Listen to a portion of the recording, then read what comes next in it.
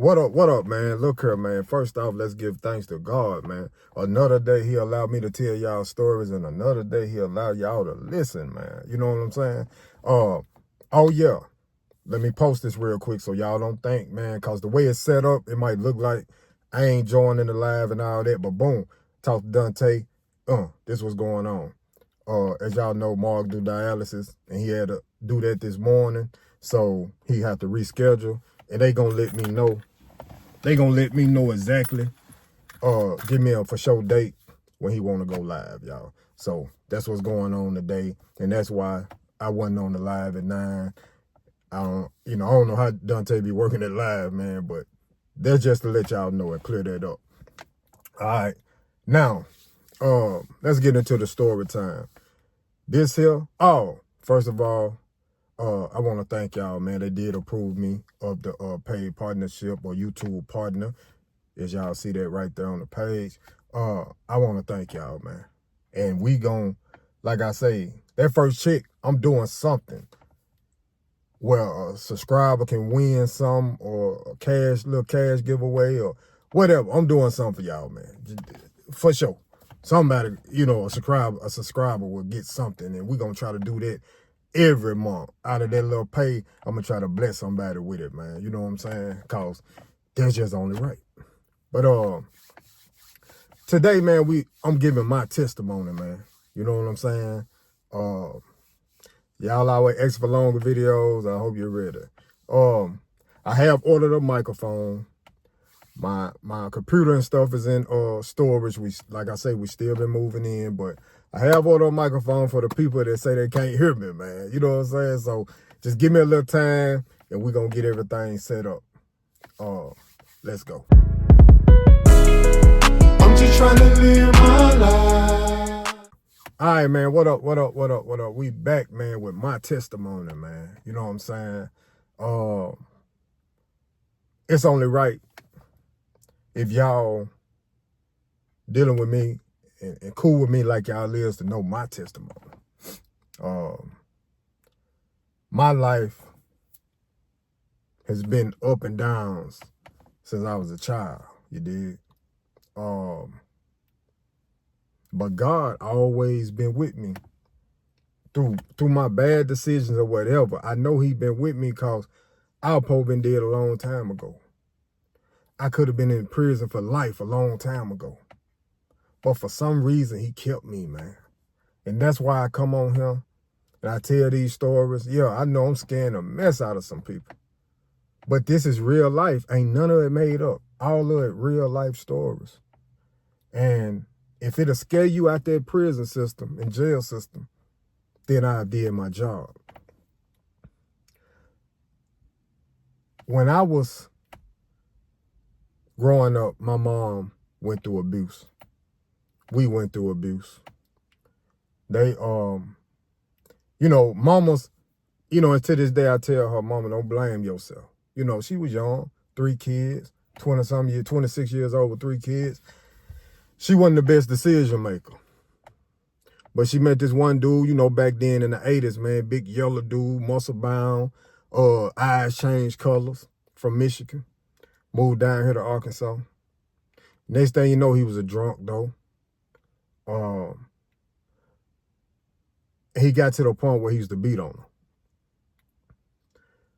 Push her around, put on his arm and fatigues, come in, kicking in the doors in the middle of the night because he done left his key.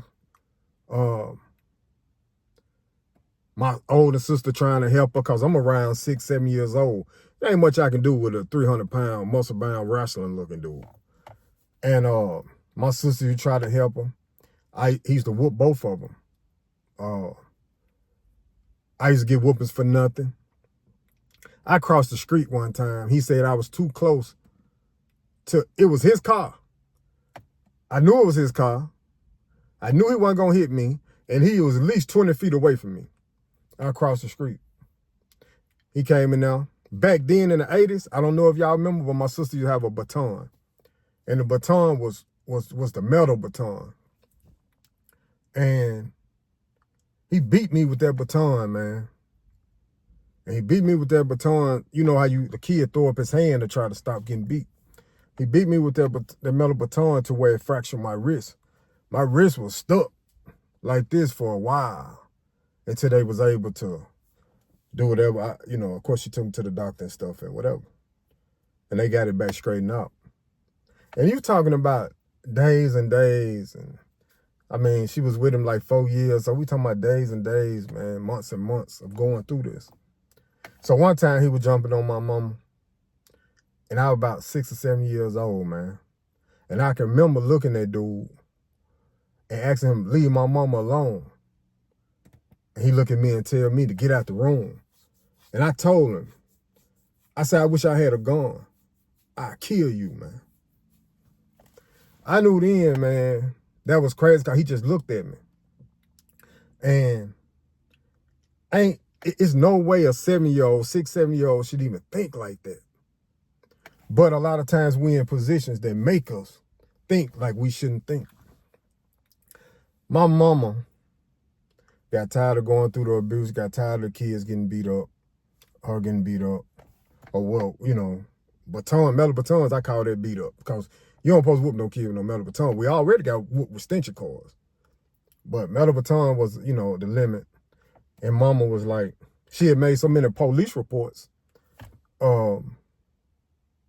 They told her, ma'am, you done made so many police reports, man. Just do what you got to do.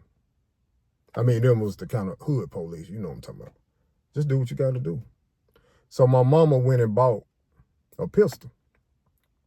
And I can remember me and my 2 sisters standing behind her. And she was waiting on him at the porch. Had his stuff packed out there on the sidewalk. And she was waiting on him. The gun was behind her back. This is like 4 in the evening. You know what I'm saying? I can remember that. And when he walked up, all tough and, whatever, she said, you need to leave. He was like, what's this? Why my clothes out here? She said, you need to leave. He was like, I ain't going nowhere. And she cocked that gun. She had a revolver. I remember, I don't know what kind, but I remember she had a revolver and she cocked it. I don't know if he heard it or not, but she said, you gonna leave or you gonna die? That's the first time I ever seen my mama get gassed. She said, you gonna leave or you gonna die? And we was all in agreement with her because, man, we was tired. Crazy 4 years of drama, fighting, beating. And it's crazy we thought this dude was when she told him that. He looked at her in the eyes and he tried to pierce her. See, eyes tell a lot. But my mama didn't break. She ain't look down. She ain't look away. She was looking dead at him. I knew then it was going to go down if he didn't leave. So he left. Got in his little stinking Lincoln. You know them long Lincolns back then. He left. We never seen dude again. He went back to Saginaw, Michigan, I think. And it's crazy because he got back to Saginaw, Michigan, and in less than a month, he beat a woman half to death.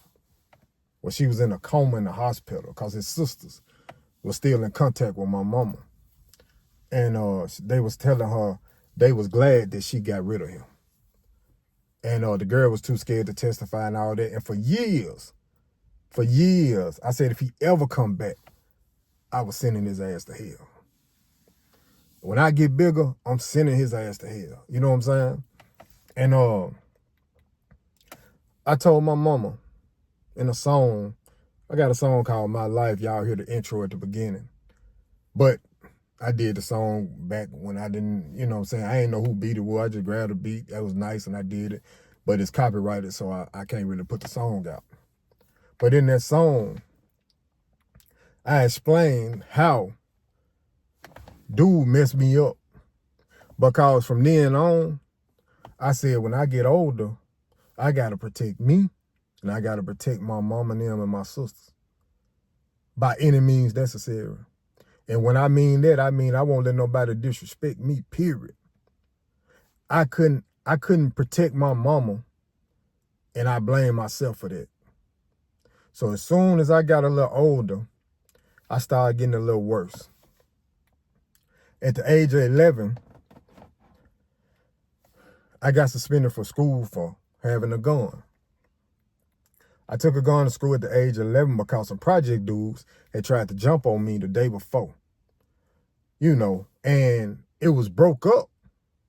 But I was like, hold on, ain't nobody, man, 5, 6 you dudes ain't finna jump on me. You ain't finna, You ain't finna make me look bad. You ain't finna disrespect me. I'm protecting me from now on. You know what I'm saying? So I slid over my grandma's house. I told my mom I wanted to go see grandma real quick. But I knew where grandma hid her pistol at. Mama take me over grandma's house. I run in there like I was hiding at grandma all the time. I just slid. Grandma sleeping in the chair. I just slid in grandma's room, snatched that pistol up, came on back out. So I go to school the next day or whatever. I don't know how my mama didn't see the pistol. But I kept my hand right there, but I was so little at the time. At that time, I was small. And the pistol, you can see the pistol really budging out the pants pocket. It was a .22 revolver. I'm in a class, my 5th grade class or whatever. I go to the bathroom. When I go to the bathroom, there's a dude in the bathroom. When I'm finna wash my hands, he like, man, what's in your pocket? Wow. When he hit my pocket, that shit was hard as steel. He said, man, you got a gun? I said, no, man, ain't no gun. It just, man, hey, get out my pocket, fool. I said, it ain't no gun, it's a toy. But dude knew there wasn't no gun. But I was waiting on lunch. Because at lunch, all them dudes that tried to jump me the day before gonna be in the cafeteria. And I'm finna fight their ass up. So I go back to the classroom, kind of slide the pistol out of my pocket, slid it in my desk behind my books, tried to make sure wasn't nobody looking. But little dude already hit my pocket. So his little tail go run and tell the principal. I'm sitting in class just waiting on lunch because I can't wait to blow these dudes' ass off. I don't know where 2 detectives walk in the door. Can we ask everybody to stand up? Boom, boom, boom. By their desk. Don't move. I'm like, fuck. So I stand up, still playing it off like, I don't know they here for me. Bro, they here for you. You know what I'm saying?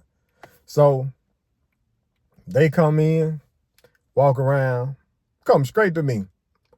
Hey, can I pat you down? I'm like, for what? He was like, just turn around. They pat me down, don't find nothing. They pat me down, don't find nothing. Then he went in my desk. When he went in my desk, he pulled out the .22 revolver like this, huh? I said, I'm done. Everybody, the teacher like, whoa, what the? I was the one, them signs, you see the gun in the people that be shooting up in their arm, you see the gun in that, on the sign, man, in Arkansas, in Lincoln 5th, 6th grade, they put that up after me. I think I was the first one that made that move. So they put me in handcuffs, man, took me out to the squad car. My teacher talked to my mom and said, hey, he the littlest person I've ever seen in handcuffs. So they took me down there and put me in jail. My first introduction to a jail cell shedding in my face. Man, they put me in there, it wasn't nothing but a bench in there. I guess I was in the waiting, lobby or whatever, like jail for drunks or kids. Well, I was a kid, so I had to be in the minor cell. I knew then that jail wasn't, she's naive. It's crap to say. The guard, I was in there like 3-4 hours. I don't know where my mama was. The lady, dispatcher lady come in there and say, baby, you okay? I said, yes, ma'am. She say, you hungry? I said, yes, ma'am. She say, you want a burger? I said, yes, ma'am. Okay. She shut the door. It was 3 more hours before my mama came and got me, and I never got that damn burger. May she rest in peace. But I'm still mad about that burger. Yeah, I'm still mad. I was waiting on that damn burger. I was hungry as hell. And never got that burger, man. But anyway, so I get out from that. Of course, mama hot at me. Man, then I got to go to court. I go to court. So happened the judge is a dude she went to college with. That she was cool. Well, not college, high school with. From her city she born in, which is Helen, Arkansas. And he gave me a slap on the wrist, 6-month probation. 11 years, so I'm 11 years old with 6-month probation for a pistol. So I finished my probation out, but I love the fear that everybody had from me having that gun. So now I'm looking for a nothing. So I go through my years or whatever, man, kind of, in the streets, this and that. Around the age of 14, here go my run-in again with the law. I did good from, I was in the streets, but I did good avoiding them suckers until 14. But this wasn't even my fault. Get a hold of this. So my sister boyfriend coming in from Texas, he called me and called the house phone.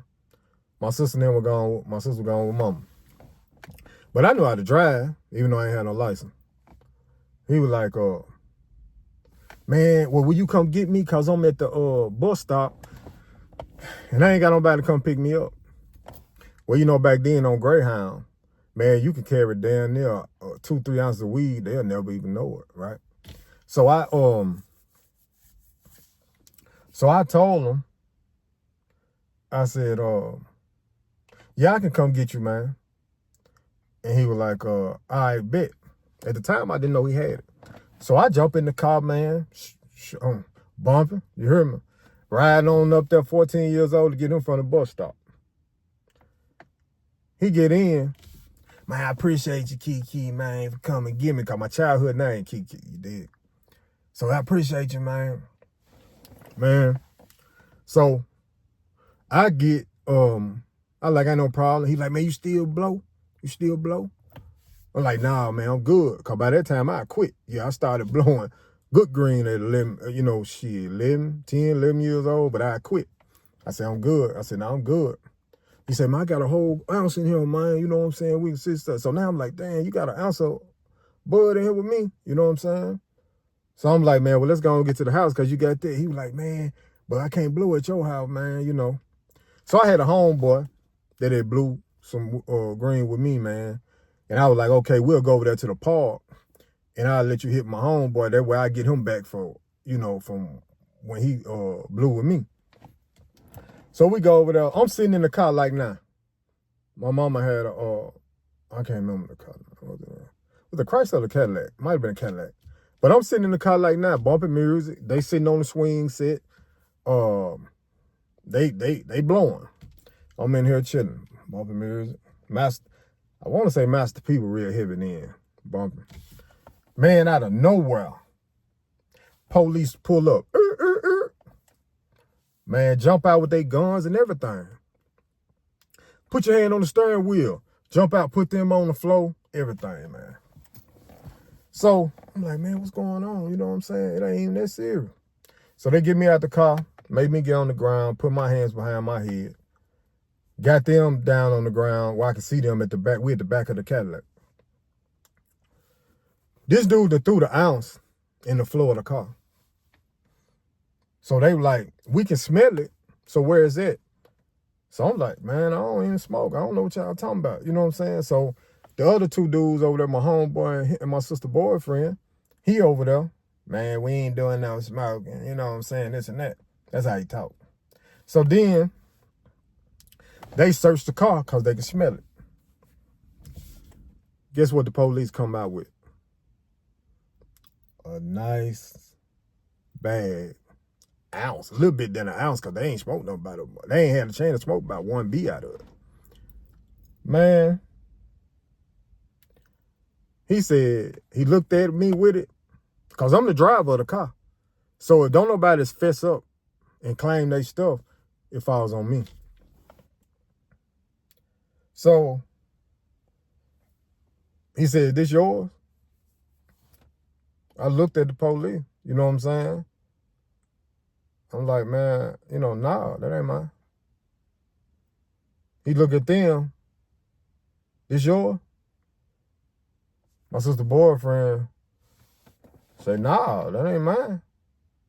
The other homeboy say, hey, man, I wasn't even in the car.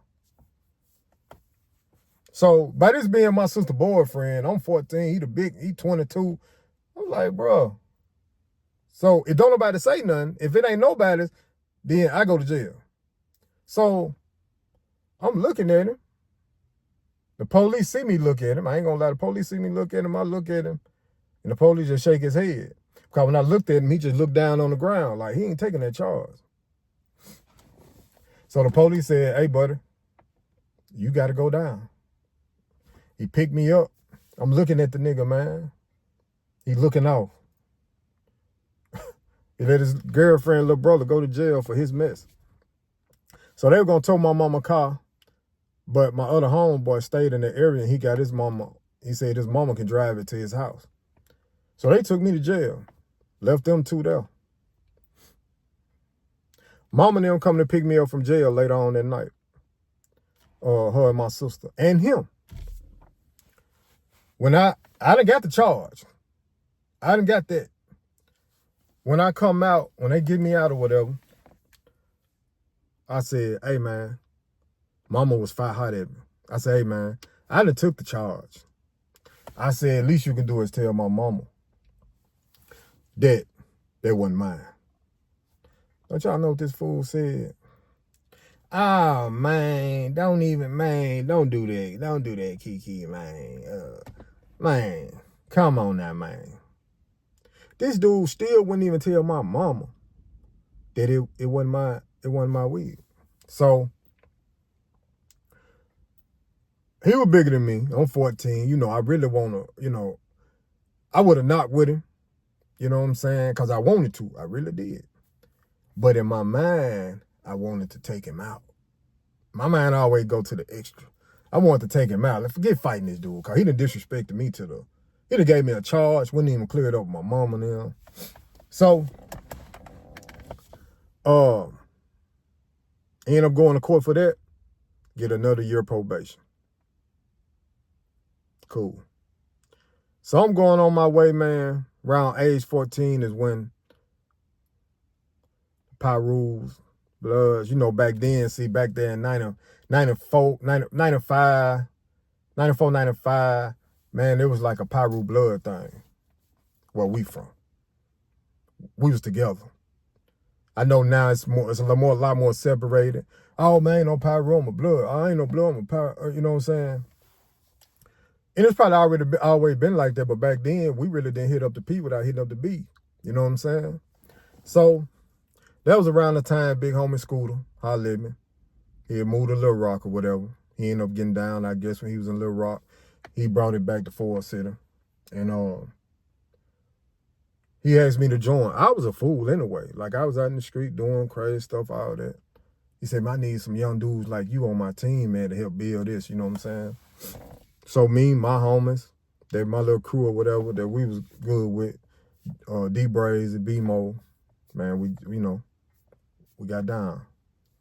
So when we got down, now I'm on probation, just got that. But when we got down, we had to introduce it to the city.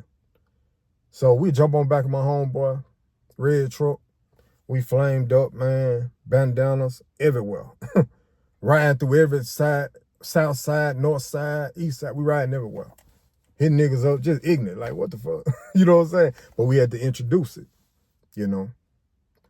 Graffiti. We put 8-ball on the swimming pool. 8-ball pyro, you know what I'm saying?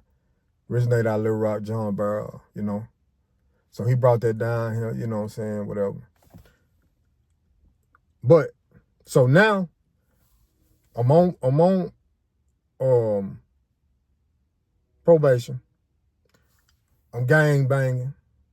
Man, I'm just out here full-fledged in the street, man, now. You know what I'm saying? So, it gets so bad when my mama say, hey, man, you got to go. She ain't know if a mother gonna try to shoot up. Because what happened was, as I got the gang banging and shit like that, it was around I was 15, 16 maybe.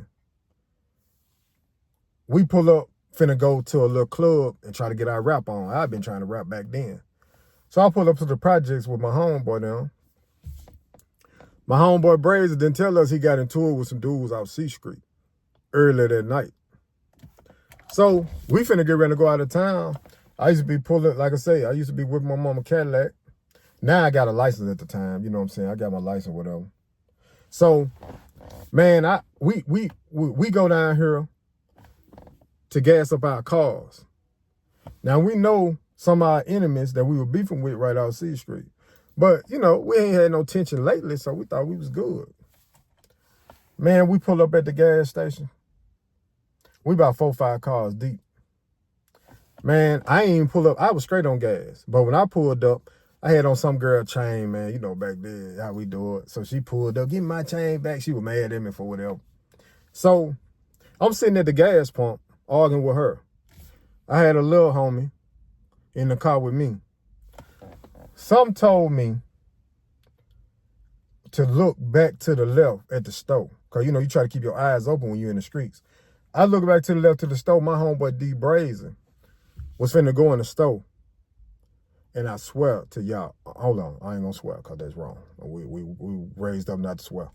But, man, I'm telling you, with all my feelings, and I say that to this day, and this over 30, 40 years ago, man, or 30 years ago, my dog was glowing like Bruce Leroy. It was a white light glowing over him. And when I turned back around, I heard ding, ding, ding, ding, ding, ding, ding. I'm like, what the fuck is that? But I could hear the shots, but they was shooting at us like with a sniper type shit. They were from a distance. Couldn't see nobody or nothing. They blowing them over. Boom, boom, boom, boom, boom. Man, the girl said they shooting. She ran, jumping her car. I looked back to try to see if the homie's straight. Brazy, he was finna come out the store, I guess. He shut the door and held that more close and squatted down. When I looked to see, when I looked around to see the little homie, bullet came through the windshield. Poosh, poosh. Man, I grabbed the little homie, man. I grabbed him like that, hit that bitch and drive and took off. Man, I got back to the projects. My car was smoking, everything. All the homies made it back up there to the hill, to the project. Man, I got out the car. It was 5 bullet holes through my windshield and 4 or 5 bullet holes through the grill of my car where it hit into the motor. And there was 1 bullet hole through that headrest where the little homie was sitting. If I hadn't have grabbed him, he would have been dead off top. It would have went straight through the middle of his head. Man, we got back to the projects. And that's when we were finding out, like, what's going on? Like, why they just bust off at us like that? D Brazy finally tell us, man, home, I got to sit tripping with them niggas early. I ain't gonna lie. Bro, why you ain't tell us? We wouldn't even stop at that gas station. You know what I'm saying? But that was for sure a night that God was with us, because me and the little homie were probably been dead, probably. You did. All them bullet holes coming through there. But did they touch us? Nope. They didn't touch us. So I went home or whatever, man. When mama seen them bullet holes and stuff in that car, she was hot. And I just kept banging and kept getting in trouble and whatever. Mom was like, you know what? You got to go. So mama put me out at 17 years old. I was mad. So I just left walking. No clothes, no nothing. So I bounced around the people's houses I knew. I ended up in Marietta, Arkansas, at a homeboy house for a minute. That didn't last long. I ended up in Helena, Arkansas. Stayed with my auntie for a couple of days. That didn't last long. Ended up in Memphis. Stayed with my cousin for a couple of days. That didn't last long. And what happened was my cousin ended up calling my mama. My mama said, I've been worried about him, wondering where he at when you bring him home. So he brought me home, but some more funk popped off. And mama was like, you got to do better. You know what I'm saying? Whatever. So I ended up going to stay in a neighborhood with one of the little homeboys and his girlfriend. So mama worked out of town, but mama told me, we ain't had no wash over there. So mama was like, I hit mama up, cause I wasn't staying there, but we was cool. I said, Mom, I need to wash my clothes. Can I come through and wash? She said, I'm out of town, but yeah, you can. So I take my clothes over to my mama's house to wash. Wasn't nothing about a block over, 2 blocks over at the most.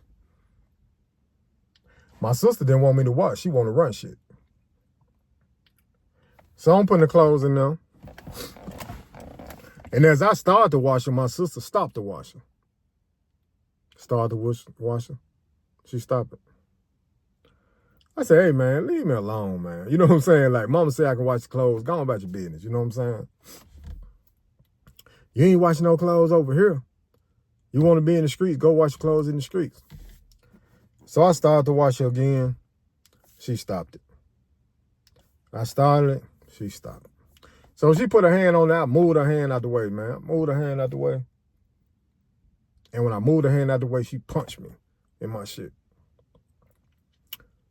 My sister thought they was tough, you know what I'm saying? But I don't hit women.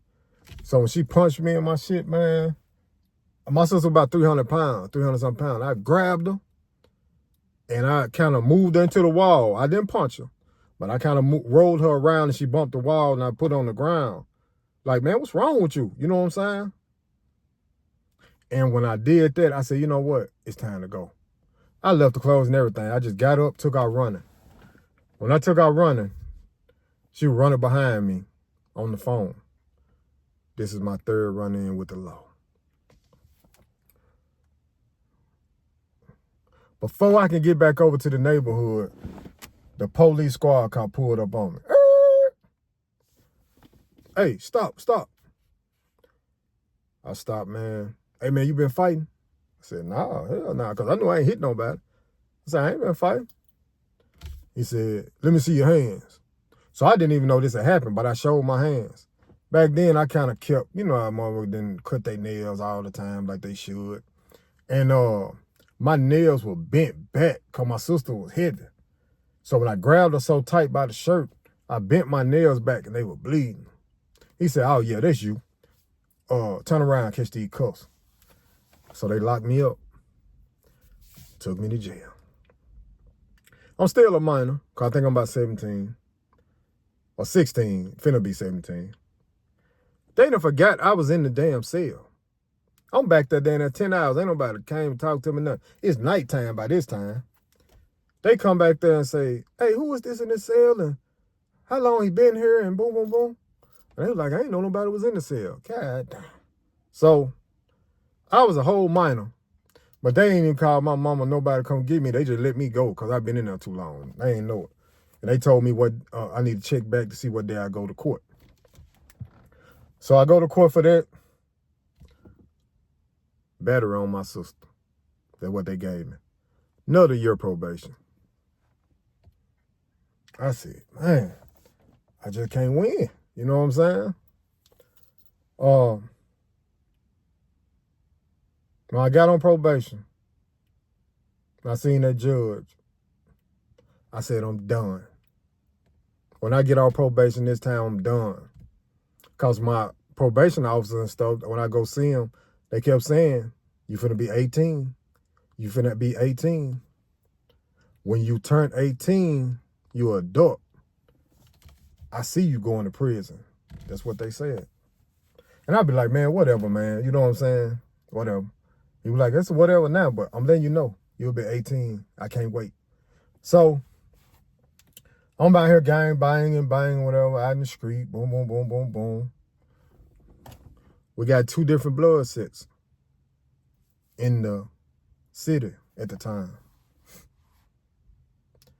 We A-ball, they PGB.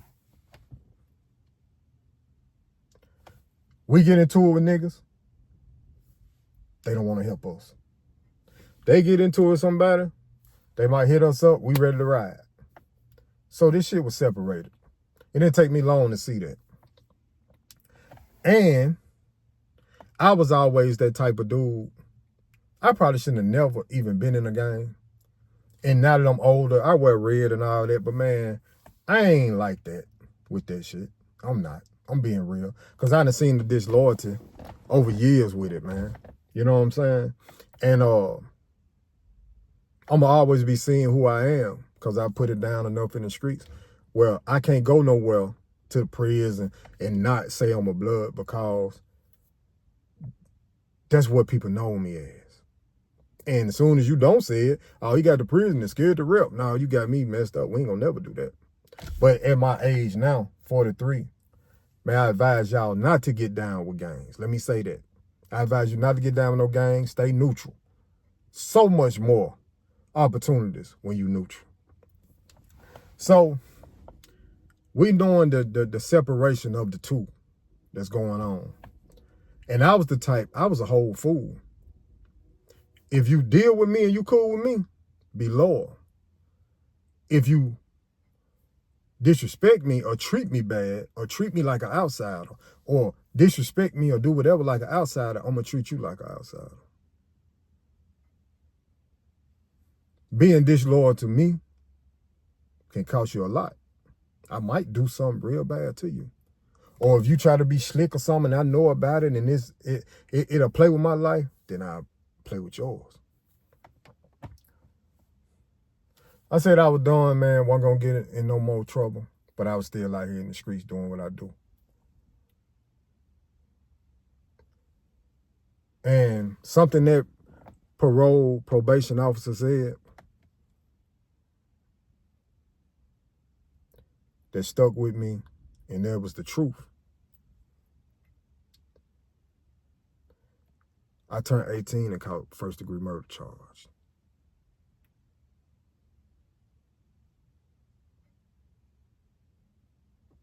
He didn't lie. 18, first-degree murder charge.